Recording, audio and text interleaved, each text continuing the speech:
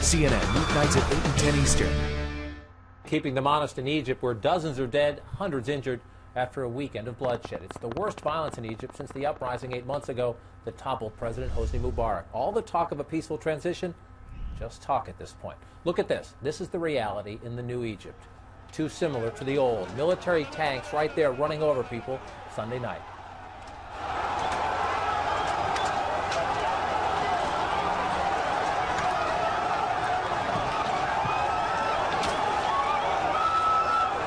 Clashes between the army and pro-Coptic Christian protesters turned deadly. At least 25 people killed, nearly 300 others wounded.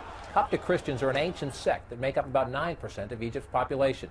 They have faced a lot of violence in recent months, but it's unclear just how the violence started Sunday night or who is to blame. But here's what we do know. The violence erupted when a group of Coptic Christians and supporters of their cause were marching toward the Egyptian state-run television building.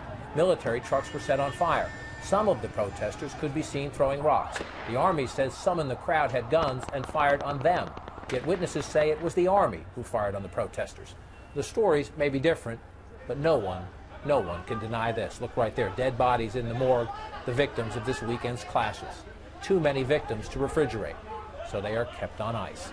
This is the reality in the new Egypt. Again, too similar to the old.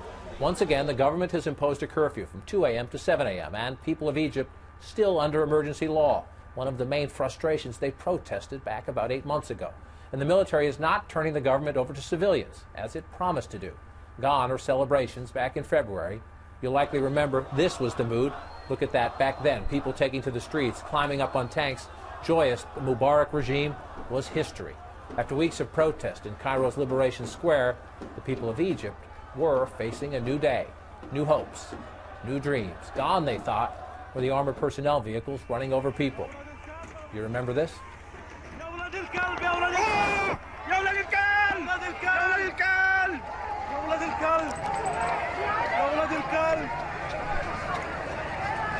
Egyptians hoped they'd never see anything like that again, but this past weekend, they did. And just like during the uprising earlier this year, video is surfacing on YouTube. Now, we can't independently verify these videos, but we think it's important the world sees what's reportedly going on. We found this video on YouTube. It was recorded last week. Allegedly shows several members of the Egyptian army repeatedly hitting an Egyptian Christian. The man tries to protect his face from the clubbing.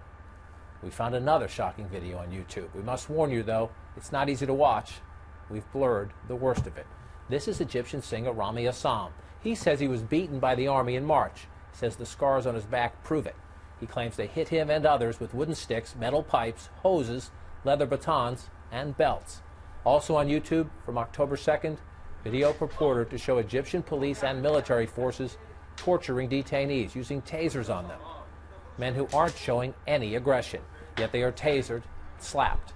Again, this is the reality in the new Egypt, too similar to the old. Here at home, the White House says now is the time for restraint on all sides so Egyptians can move forward together and forge a strong and united Egypt.